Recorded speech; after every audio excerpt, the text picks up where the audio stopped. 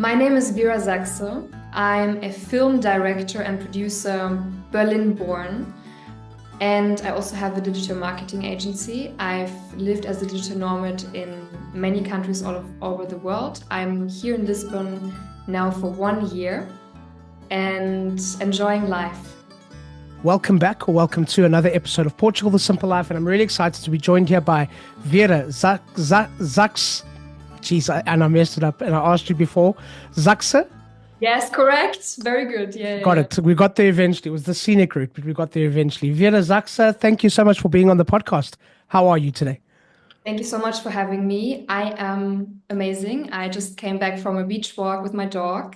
So pretty relaxed and calm, just Good soaking way. sun.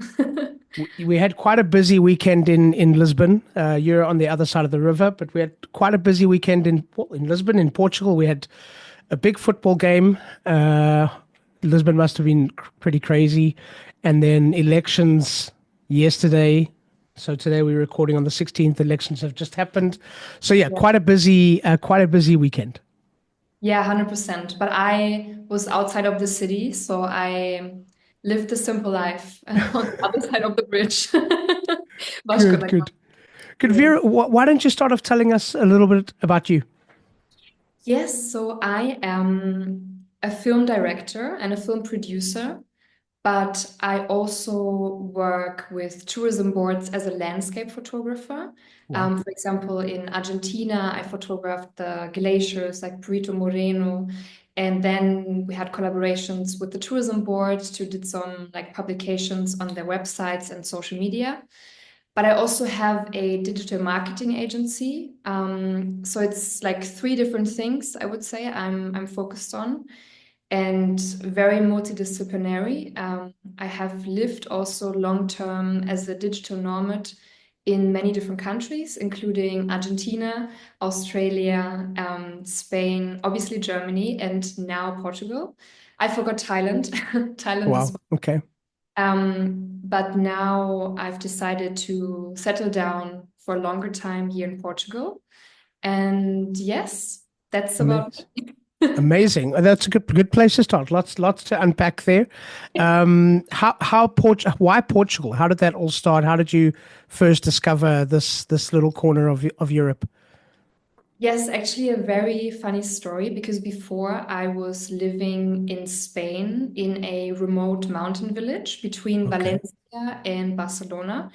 It's called Cervera de Maestre, and it has like around 600 to 800 people that live there. But I would say the age average is like 70 and 80 between that. So So you brought the average way down. yes. And I was living there for 3 months in a village house that Okay. had like no electric heating. So I needed to learn how to make a fire and how to keep the Oh my house warm goodness. because it was also during winter. So, Okay.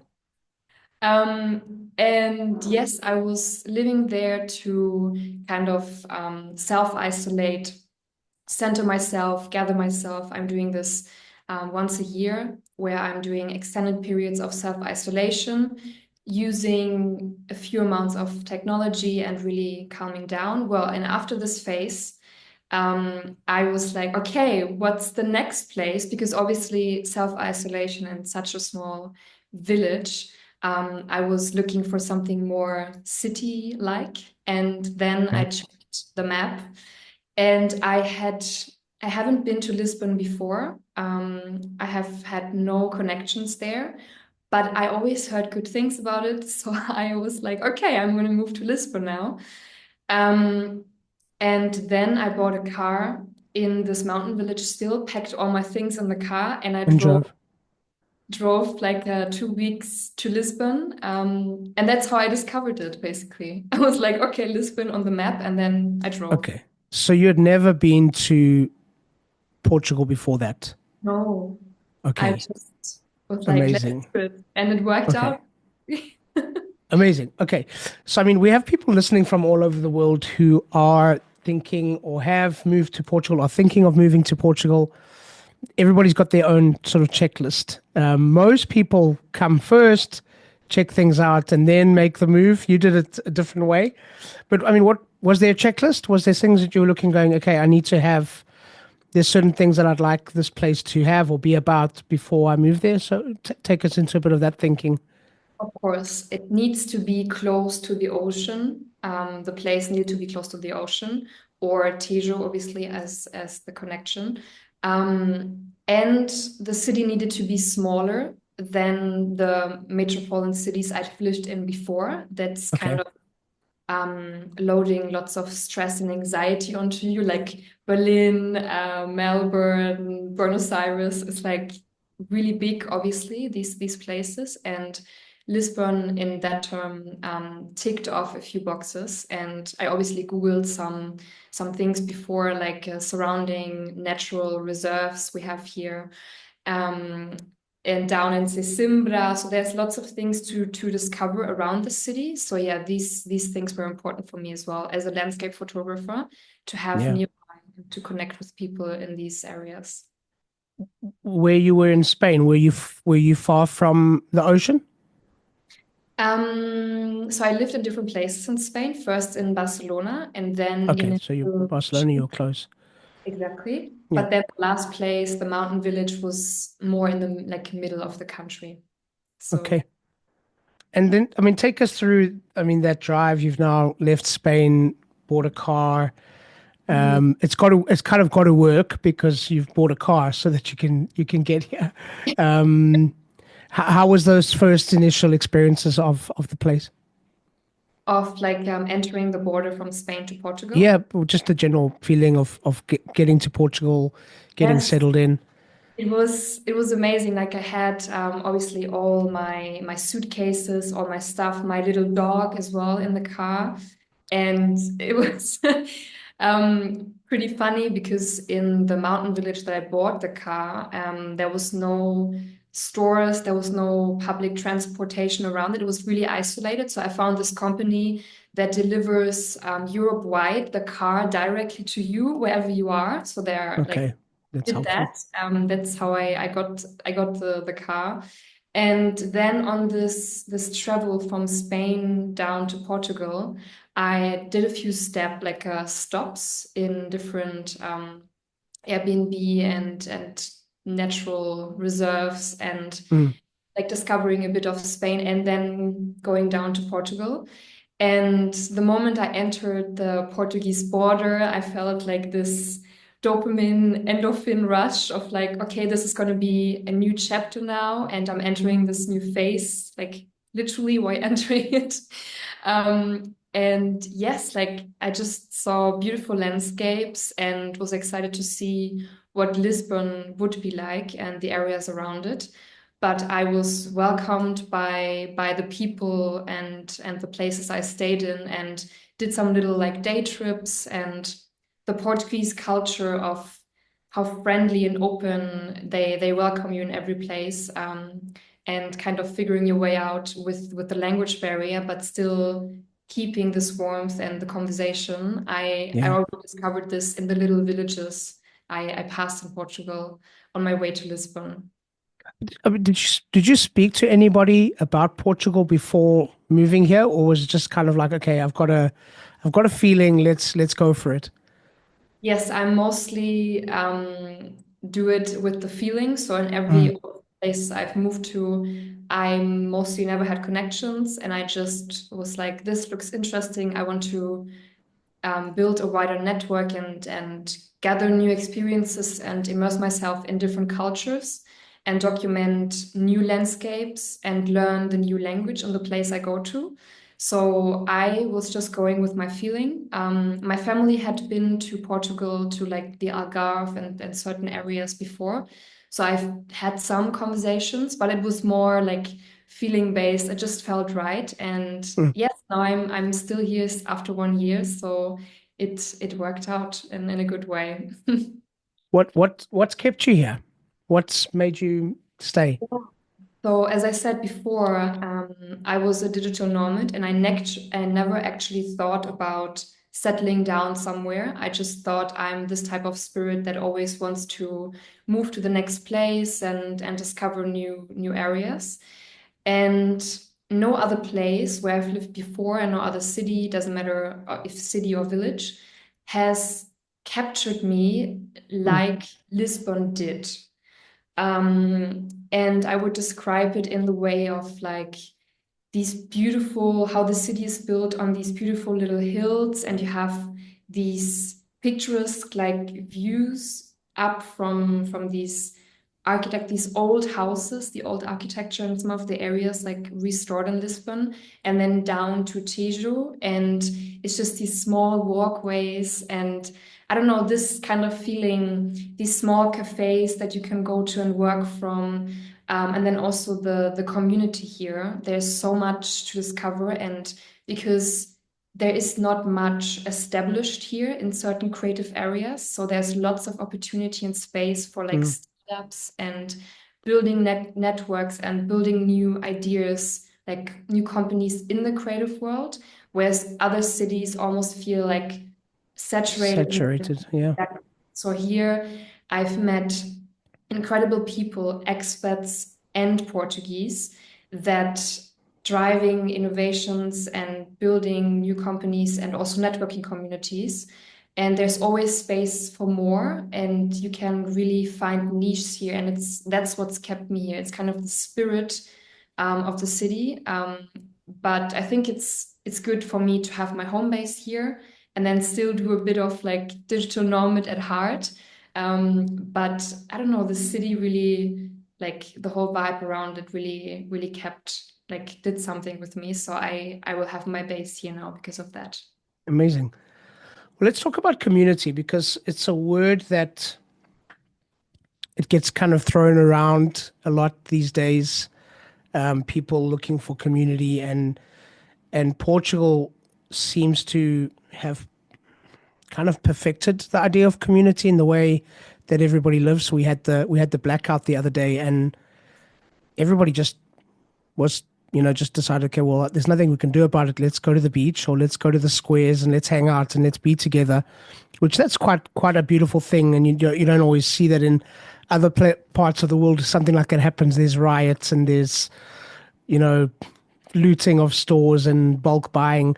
And it was just really, really calm in most places. But I mean, what has your experience, first of all, been about the Portuguese community? And yeah, you mentioned how they've welcomed you, but what has your experience been so far with the Portuguese? Yeah, so I discovered that there in, especially in Lisbon, there's a few art communities, like different types. So there's film communities, but also specifically networking, and then also like art collector communities, which I discovered slowly through like putting myself out and going alone to like specific dinner and fado and networking events. And I started first with the ones that are more common that you can find on Get Your Guide and Eventbrite, these types of events, which is more like mainstream and you find more tourists and expats. But slowly, because I also, as I said before, I really like to immerse myself in the culture and connect with people that are local and not just stay in the expat bubble or with people that are like super culturally alike. And through going into this direction and really focusing on this, I discovered a few like really private, exclusive communities. There's lots of Portuguese and Brazilian people together, and not many expats, I would say. Mm. And they have, for example, this beautiful community. It's called Casa Caos. And every Thursday, they invite art collectors, different types of like editors, writers. So it's all around like poetry, art, music. And it's exclusive. So you can't find this anywhere Hmm. online.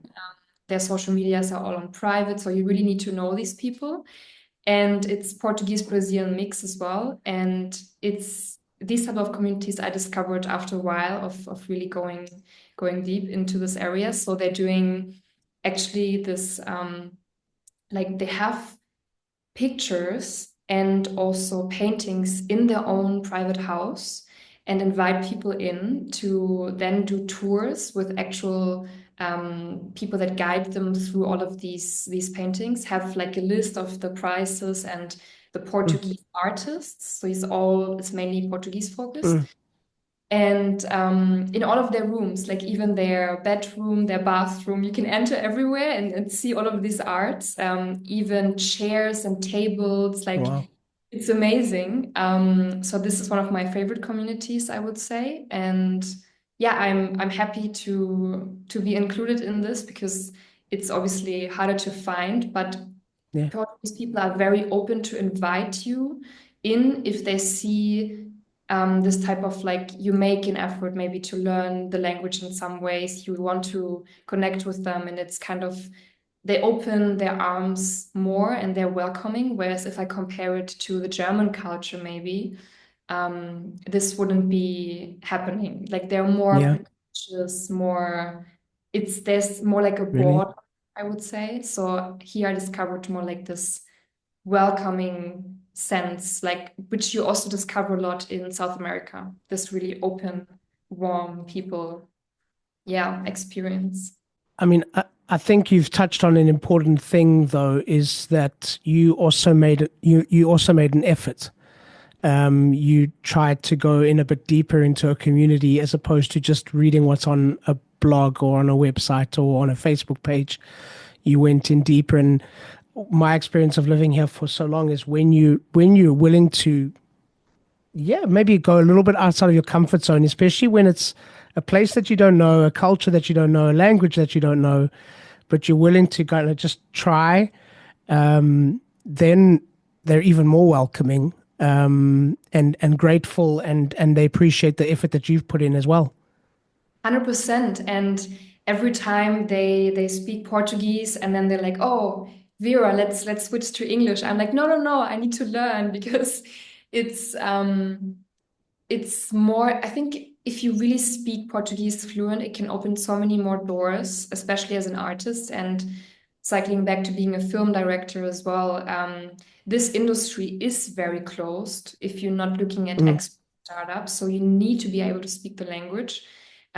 For example, in Berlin and other cities like Paris, London, maybe that's a bit different. You can easily make your way through the doors with English, and everyone in production speaks English. But here, it's very important. So I'm on my way right now with the language.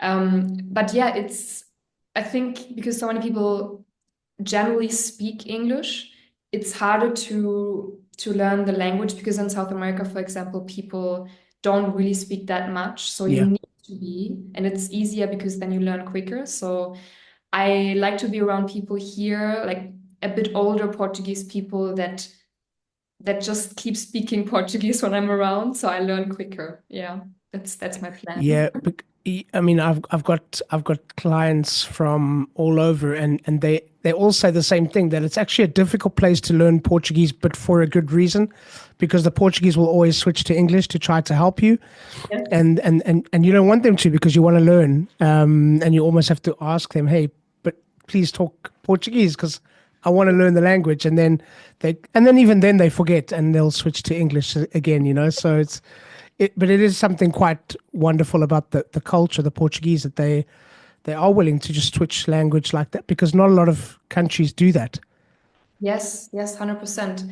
And I think that's why it's important to not maybe in the start of learning the language, not go one-on-one with one Portuguese person. So more like a Portuguese community where Mm, you can just enter and you can listen and absorb their conversations at dinner and kind of like get a few words connected. Because I'm not someone that can learn a school situation very well, where you do this course for maybe 1 or 2 months and it's all very like sitting teacher interaction focused. I like to be in this community at the dinner table in the network community and just absorb and listen to people. I mm. think this is the way to go. Like this beautiful. Was that something that surprised you? Or was it something that you were expecting, or was it something that surprised you that you would get into communities like this?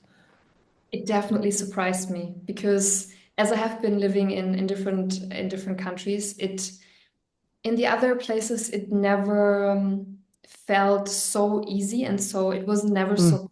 because I just live here for 1 year, but now looking back on the projects I've been included with or the people I've already worked with and the communities I've built, I would say I think it's because the city is, because I'm close to Lisbon and I work a lot there, because the communities are so small and the city is so small, it's really easy once you reach a certain amount of people and you build your network to then get referred maybe to like the director from a museum to then do an Yeah. exhibition, something like this, where other cities like that are oversaturated, there's a different types of hierarchy and Mm, amount of people that want to create and already have created in the creative community.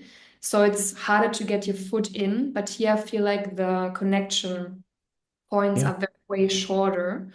And also I felt a lot that older Portuguese people are super open and willing to become some sort of like mentor or guide you or connect you to someone. So I never experienced like a jealousy of like, oh, but this is like our Portuguese community Mm, and we want these connections because they're so limited already. So it was always like an open space and kind of almost being guided to the from some network connection then to make this very important one I needed. And they kind of already did that, like just mm, naturally. So this is a real different experience that I had, for example, in Melbourne or Berlin, especially. yeah. Yes. So It's I'm like, interesting. Yeah. Yeah, it's interesting, and it's nice to hear that, because I've experienced this with the podcast as well, where somebody always knows somebody, and they're happy to connect you, like really happy to connect you. Like it's a pleasure for them. Um, you have in the world, we always talk eight degrees of separation. In Portugal, it feels like it's smaller than that. Where yes. you're not too far away from that contact that you need, and and it's interesting, and it's nice to hear you talk about it in the creative circles, because you hear that a lot in business circles and startup communities, education, the museums, the winemakers. I mean, there is always someone who's willing to make an introduction, or take you along personally. And I think, yeah, is because it's smaller, but I also think it's the way of the Portuguese is, well, come on, I'll help you. I'll talk to somebody, or I'll connect you to someone. Where I'm originally from South Africa, and if I think about the people that I've been connected to just through the podcast, I always think to myself, if I had to try do this in a country of 40 million people, no, forget about it. There's so many walls and that you have to go through, and doorways, and here I've met some of the most amazing people right at the very top, in certain industries in the country, just because of an introduction, which a Portuguese person was really willing to do, which is something quite special and quite unique. Yes, 100%. So you would also say that from your experience in South Africa, that it's also because the culture is different there, not just because it's more people, but also because people are maybe more like competitive Yeah, or they don't want yeah, to. I think so. Maybe it's coming back to that community aspect again, where this is for all of us. Um, there isn't that cutthroat competitiveness as you talk about. Whereas I think if you talk about the cities that you've been to and lived in, and definitely, growing up in a city like Johannesburg, it is really competitive. It's no, I'm not going to help you because you might get one over on me. Whereas I find in Portugal that doesn't seem to be as much of a cultural thing. It's more of a, I'll do my job, and if you can benefit from a connection that I have, great. Because at the end of the day, we're all part of the same team. We're all in the same boat, which I think that is something that is quite uniquely Portuguese in my experience. 100%. And it's also more logical actually, because if I refer someone to get something, they will automatically connect me to this experience, and then next time they will think about me. So it's also like Yeah, I it mean it it's amazing. it it, it feels like networking at the truest sense. Like we've always tried. You see these. Networking became this catchword, 10 years ago, where you have to widen your network, and it's almost like Portugal. They just do that anyway, just through being generous with their time, being generous with their space, sharing information, which is something quite lovely. Exactly. And also, you can feel if people in networking spaces have like an agenda in the back of their head, like they want a transaction. But here it doesn't feel like this, because it's never just about business and the transaction itself. It's then also about being invited to like private dinners and gatherings to just exchange ideas and get new perspectives. So it's never just solely focused on like getting this one thing and just this business transaction, where this always feels like in Berlin, it always felt like this in my experience. But here it's more of this incorporating these people also in your free time in different areas. So that's like so much more fulfilling.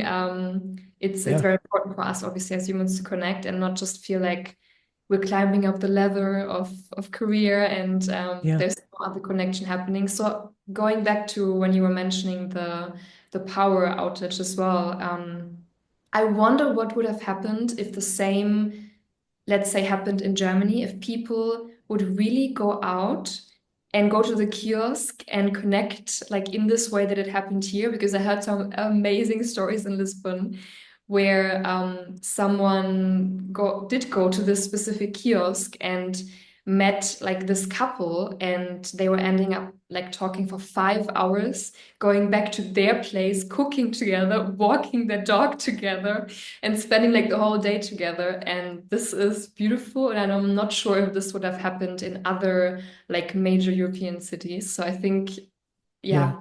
Amazing. And you can do this even without the power outage here. I'm pretty sure you can just in Lisbon go to a cafe, go to a kiosk, and try these kind of things, or to a park, and people are more open for it for sure. Between my job as a realtor at Portugal Realty and hosting this podcast, life is pretty busy. But lately I've been receiving so many messages from people that want to know more about buying property here on Portugal's Silver Coast that I've got to do something about it. So starting now, for subscribers only, I'm offering up a 30-minute session per day. That's 5 30-minute sessions for a one-on-one meeting to talk about buying property here on Portugal's beautiful Silver Coast. This is for subscribers only. So please subscribe to book your session and get in touch with us through the links below via WhatsApp or email to book your session today. I'll be happy to speak to you. It's for subscribers only, and it's completely free. We had a previous guest on the podcast called Nina Patrick, and she's an American living in Lisbon, and she lived in Berlin before she lived in Lisbon, and she said that just going shopping is a stressful experience in Berlin because of how quickly they check everything out. Now, I don't know if that's a cliche or if it's a real thing. And she was like, just coming to Portugal, she just felt like everything just slowed down, and that people were just willing to stop and tell her which beach to go to, or where she should go buy her groceries, or where she should eat. She said in Berlin, she never knew who her neighbors were. Like, she'd have mail delivered and they would never tell her, whereas her neighbors in Portugal will actually bring the package to her door and these kind of things. And yeah, it's just amazing that there is still that spread. Lately we just had the elections now, and the far right party Chega got quite a lot of traction, and you get this publicity in the world like saying, well, Portugal's anti-immigration and all these kind of things. But when you see it day to day in the street, Portuguese people aren't like that. They're happy to help, but also because you've made an effort. You're not living in a bubble.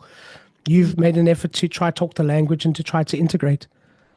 Yes, 100%. But I wonder how the voting, if this is maybe more directed to the villages. I don't know if in Lisbon many. Do you know the Lisbon? No, it's really funny because Lisbon was completely middle, social democrat, We saw it's basically the South Down, which is strange. Algarve was basically all Chega, which is really, really interesting. And then Alentejo, which is your more rural communities and things like that. But then from Lisbon up is all social democrat. So it's quite Wow. interesting, the demographic. But I just as my because again, like I told you, I've got clients from all over the world, and their question is often about that, like how do the Portuguese feel about me coming to their country? And I can only speak on my experience, which has been amazing. Like I've never been told go back to where you came from. You've stolen a house from a Portuguese, or you've stolen a job from a Portuguese. But it's also because I think similar to you, I've always made the effort of. I learned the language. I integrated. I went to the local.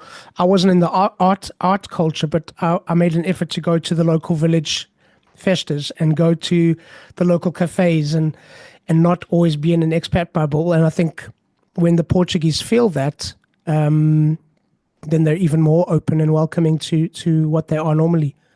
Yes, 100%. Like you're saying, also going to the Taskas, like the original experiences. I feel it's important to contribute to the culture here in some way, especially if you're working remote and lots of Yeah. clients obviously are, for me, it's the same. So there needs to be a way to integrate yourself into this place in terms of like maybe buying artwork. I always speak from the like Yeah, artist. your communities, yeah. And these types of things, supporting Portuguese artists by going to their gallery openings and um, inviting them, obviously, also to events I'm doing, but really be there and show myself and support them and post about them, tag them, like these types of things. And also, I would say in the film community, because the bigger projects are coming from the experts that bring the projects here, I would say, or that fly here and film here. For example, I was recently film producing, like the film producer for a travel TV commercial that will be like launched all over Germany and the UK in cooperation with the tourism board. And we had lots of people from Berlin who like drove the production. But even then, if we come here and shoot here, it's important to also hire local crew members and give this opportunity and pay fair and not just get someone in and paying like lower wages, for Mm, example, the other crew members from Berlin. These type of things obviously are very important because there is a lower income in the film industry if I compare the projects to other areas. sure. So when we come here, then it's important to support the country and the people here that you already connected a network with. Then it's the Yeah. chance to really support them. Uh, Just about the creative side of things, because again, it was something that, yeah, I'm almost embarrassed to say it was something that surprised me when I came, was just the level of talent that is kind of undiscovered in this country. Really, really amazing, intelligent, creative people. What has your experience been there? Yes, I totally agree. I also go to like this monthly film networking event is called O Quadro, where you meet a lot of Portuguese film, like DOPs, so camera operators, hair and makeup artists, fashion stylists, producers. There are a few experts, but there's really a lot of Portuguese, also like famous Portuguese actors and film directors Mm, we'll probably never meet. But it's all mm, coming together in this one event once a month. And from all of their experience, I think now there are a few films actually got into Cannes from this one actor that I'm also following that's like really famous in Portugal. And I think the main problem is just generally that there's not enough funding yeah. to put into these talents, but they are here. They're just not getting enough support. Yeah, not getting the opportunities. Exactly. So, but now, as I said, a few of the films actually got into Cannes Festival, which is amazing. So there is ways. I think the task for experts that come here is also to see how we can support the film industry and kind of maybe even get Portuguese directors or people that lead the production, but helping them with certain Mm. funding from other countries or projects, and then drive these films into like major film festivals to give Portugal more of like this uplifting film industry experience, I would Yeah, say. yeah. How does as a creative person, and you got a lot going on, but for anybody that creates, you need time to be able to step back and to breathe and to think. And you mentioned that you've lived in places where it's just like bombardment all the time, being overwhelmed. How do you feel that Portugal inspires you? How does Portugal give you that space to create? So I think because I live in Montijo, which is on the other side of Lisbon, Yeah. over the Vasco da Gama Bridge. So this place already gives me so much of that because there's so many great places to discover. So what I'm doing, because I have a dog, I at 6 p.m. I usually pack my dog into my car and then I check on Google Maps like a beach I haven't discovered in the area or like a forest. Mm. So I try to really discover the areas, and I found a few amazing places, like even the beach in Alcochete, which is actually pretty close to the city and accessible. I walked there quite a few times during the week, and there is no one. Like it's a massive beach right next to Lisbon. There's no tourist, there no one. You can just see these people that harvesting the mussels Yeah, yeah. from The the clams. Yeah. exactly, which is amazing to just see that, especially when the sun sets and then they have their head torches and it's just these lights and in the whole Tejo. And apart from that, there's no one there. So there's so many places even around Lisbon that you can discover that you really can turn off all of this device focused working that we have obviously in our digital world. It's so important to just not even taking your phone, leaving it in the car or wherever you go, and just reserve these like 1 or 2 hours in the day to just do nothing in terms of like breathing, obviously walking on the beach in the forest, but really take this time. And this is possible here in Portugal, in near Lisbon. It's amazing. Like again, like bigger cities, you might need to drive out 2 hours. Yeah. You might not have these natural reserves, the ocean nearby, but here there's so many things combined, and everything is kind of close. Like even Sesimbra for me, it's like around 40 minutes. And yeah, I think really to reset, to come back to your question, there's amazing places like beaches that you can hike through from the roads, and then like a 1 hour hike all around Sesimbra is amazing. Then I would say in Sintra, the forest, Mm. obviously, Yeah. with magical castles around where you feel like you're entering a fairy tale world, which is again an inspiration then for the creative work that needs to be done on the computer. So I feel like there's lots of sources of inspiration here that are offline and where you can breathe without lots of cars and petrol giving you headaches. It's like there is all of that because Lisbon is so small. So you have this Yeah. option to breathe, and yeah, so it's amazing. Yeah. Yeah, I mean, because you mentioned how every year you kind of have to take time off to recenter. It almost sounds like you might not need to do that with having that regular time. Because yeah, it was the same for us when I lived in Johannesburg. It was to get outside, to get into nature. You'd have to plan a weekend. You'd have to plan a bit, and a day trip. And here it's, I mean, for me where I am, it's even more so because I'm just on the Silver Coast. So literally it's 5 minutes up my door and I'm already in a forest, and it's just, yeah, it's just cool. And then you've got castles and monasteries and beaches and coastline, and it's just there for you every single day if you want it.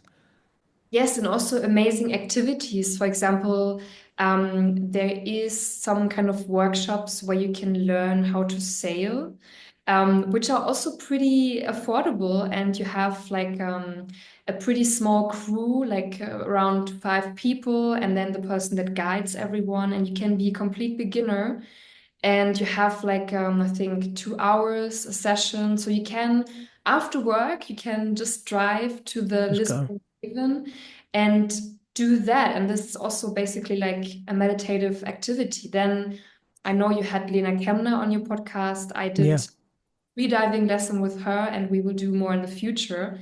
So I feel like all of these activities are so close and they're all offline and they're all for resetting and there's so much to do. It's absolutely amazing. Like and kite surfing obviously is all just around the corner as well in Akoshete, this kite surfing school. And yeah, it's like so many things on the bucket list to do around here. And also where you live, it's also near Ericeira, right? Like kind Yeah, of we're a little bit north of Ericeira. yes. Yeah, So yeah. I guess there's also lots of like sport activities or hikes and everything. It's Everything that you can imagine. It's incredible. I mean, have you had a chance to explore much of the country? I would say not much. I've been to Okay. Coimbra Okay. for African film festival that Mm. one of my friends was a film director and we traveled there.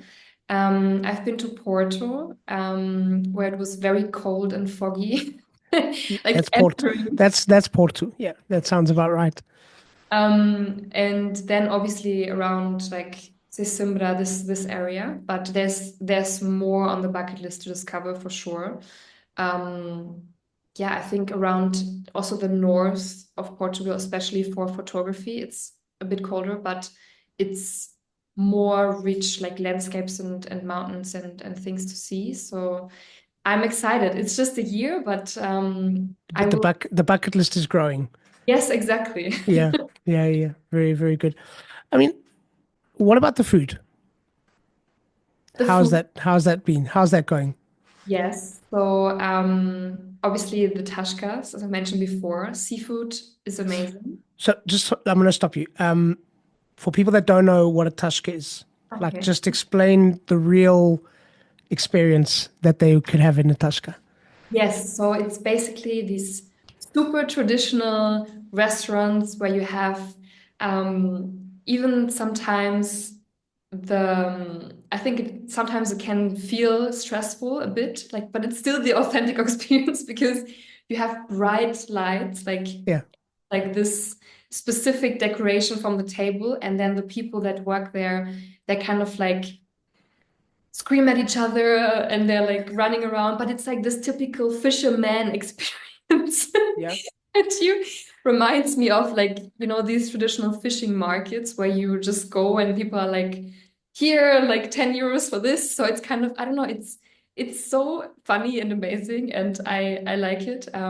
There's all of these, my favorite dish is bacalhau da brás. So everything that's with like mixed with bacalhau or prepared with bacalhau is amazing. And I think it's also one of the most traditional foods in Portuguese, bacalhau à la brás. Like, yeah. um, so yeah, I would say that because I'm vegetarian means like pescatarian. So I don't Gotcha. even, I can't give any input into that. But from the seafood, The seafood. I'm happy. What's Good. your favorite Portuguese traditional meal? Do you have one? Mine. I do like bacalhau. I'm a meat eater, so I do like some of the traditional, like the pork preto and things like that. But there's so many. I used to be quite conservative as an eater, and this place has taught me to open up my palate. But yeah, the food, I love a traditional tashka. There's no other place like it. I love the fact that when you're sitting there, it's everybody. You know, it's the banker, it's the lawyer from down the road, it's the teacher, it's the construction workers, probably a policeman or two. Everybody's in the same place, eating the same thing. Yes. And the noise, yeah, the noise and when you first go, and I must, yeah, I remember the first few times I went, you get quite stressed because it seems like everybody's being like super angry and stuff, but they're not. They're just talking, and it's loud. But now, like you're just so used to it, and it actually does relax you because it forces you to stop. It forces you to slow down. You can't think about work. You can't talk about work. It's everybody's talking about football or about what they're going to have for dinner or things like that. So yeah, it's an amazing experience. And also it's then really easy to talk to the people that work there, even if they, as you're saying, they seem angry and everything seems very intense, but Yeah, it's not just this cultural excitement and passion. It's similar to South America, where you think they kind of like, hey, what's going on? Like even in families, everything is very intense and loud, but it's just yeah, culture. And once you understand the language a bit and you can contribute, it's very funny like to talk then with the person that serves you and engage and asking them for opinions about around like about local markets or places where you can go, like they're also then really open to stay at the table and talk for you to you like 15 to 20 minutes and maybe yeah, forget they're serving other tables, but it's yeah, this all the time. connection again that Yeah. is the first, yeah, the most important. Yeah, there's just the Portuguese, and people probably listening get tired of me saying this, but the Portuguese relationship with time is just so amazing that they will give up their time even when it's busy. You know, it could be the busiest time in the shop, and the lady will have a conversation. How's the children? How's everything? It could be the busiest time in the restaurant, and the waiter will have a moment to chat or share a story or tell you which wine you should drink. And yeah, it's just beautiful. Absolutely, I agree. Vera, for people that are listening, and it might be people that are looking to make the move here, because I think what brings people here is all the things that we see in travel books and on websites and on YouTube vlogs and these kind of things. But what keeps you here is something deeper that doesn't appear on these mediums, and it's the people, it's the culture, it's the way of life. For people that are looking to make that move, and for people that are here that want to integrate, that want to become part of the community, the real Portuguese community, wherever they are in the country, because it's generally the same. What advice would you give to people? I would say to really connect to the local people here. If I'm answering this from like a more artistic, creative community Sure. aspect, maybe. So it's definitely first to really find out where are those places that mainly Portuguese people go away from the expat bubbles. So in Lisbon, I would say it's a good place to go is Flores 77, which is a private fado dinner event experience. This one was also the first event that I did go to myself, and there you really find lots of Portuguese people that already connected to each other and have also great connections and open to talk because it's a dinner event, so you sit down together, then Yeah. after you hear the fado music, and there's so much time just to talk. So I think Florida 77 for everyone who's listening is a good start to make your first connections. I would say then as well the fado music events generally, because especially the ones that are more like private in cellars, which you also need to discover. It's not all out there. I think to really connect, you need to make the effort at least 2 to 3 times a week to step out of your comfort zone and go to places that don't feel natural and where you might feel like scared to do it or have anxiety, and go to Portuguese speaking, even shops, and ask, where can I find this? Like Mm, really connect to the people, because I feel like you cannot find these places on Eventbrite or yeah. on Google blogs like Reddit or wherever. You really need to be able to develop your social skills and talk to the people directly in the place where you are in Portugal. And then all the doors will Mm, magically open if you do that on a consistent basis. That's mm. my advice, I would say. Yeah, it's good advice. How has Portugal changed you?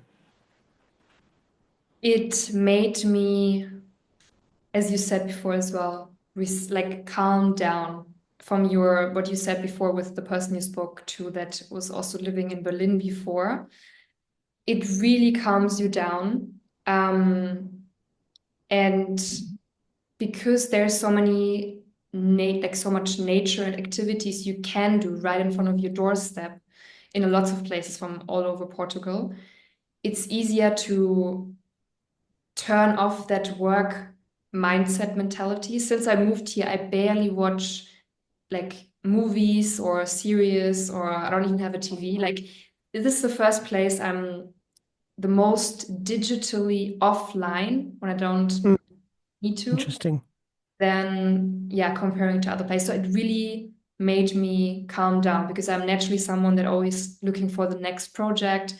I was super like stressed out before, and yeah, it really makes you calm down and find more like focus more on meaning. It made me focus more on meaningful connections, I would Mm, say, not just thinking about work, networking, business connections, because the people here automatically give you this experience. You don't even, yeah, it just comes up naturally in yeah. this.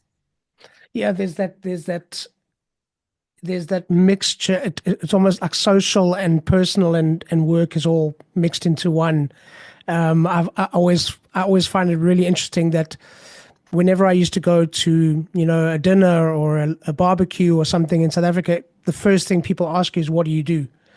And here they don't. Like, they don't ask. It'll come up. It's like, it's not something that people are obsessed about, which is really, really interesting. It says a lot about the culture as well. So yeah. But Vera, what is one thing that you would like people to remember and take away from our conversation? I would like to say Lisbon, especially because that's my main experience, is a great place to start something new and drive innovation in a certain niche that you might not be able to do in other bigger cities in Europe. Hmm, There's a lot of space for opportunities and innovation in all of the, especially the creative community. But generally, I would say like there's lots of space for everyone at the moment still. Let's see how many years, but at the moment it still feels like this in the creative world. So amazing. if you have a startup idea or you want to build like some sort of community app, or I don't know, like drive something new, innovation and startup, it's a good place to go and do this. Awesome. How can people follow you online and see what you're up to? Yeah, so my main social media platform is Instagram, and it's my name, Vyra Sachse. And yes, I also have used LinkedIn, but I think the main one is Instagram for sure. And this is also where I publish all of my landscape photography, all of my film projects. And I'm always happy to network and collaborate with people that reach out, and maybe someone that wants to get into more specific networking communities here. So this is a good way to reach out, I think. Brilliant. We'll put some links in the show notes so that people can follow and get in touch. Vera, a question that we ask all of our guests: Portugal, the simple life. Why? Because you can breathe and relax and soak the sun in and meditate on the beach in like a natural way of just breathing life in, I would say. Very poetic. Very good. And you're not going to get stressed out if there's ever a blackout again. So yeah, it's a good. Oh no, It's I a will good be thing. very relaxed in the park, probably. Very good. Vera, thank you so much for being on the podcast. It's been a pleasure. Thank you so much for having me. It's been And yeah, thank you. And something that I'm sure you've said a few times, but for now, I'm going to let you call it. That's a wrap. So thank you once again to our guest, and thank you to all of you for listening. Please subscribe, share with your friends, give us a thumbs up, and please leave a comment or a review. We always love to hear from you. Don't forget, Portugal The Simple Life also has a magazine, so download it, it's for free. We'll be back next week with a brand new episode, and as we say in Portugal, sejas bem-vindo. Welcome to The Simple Life.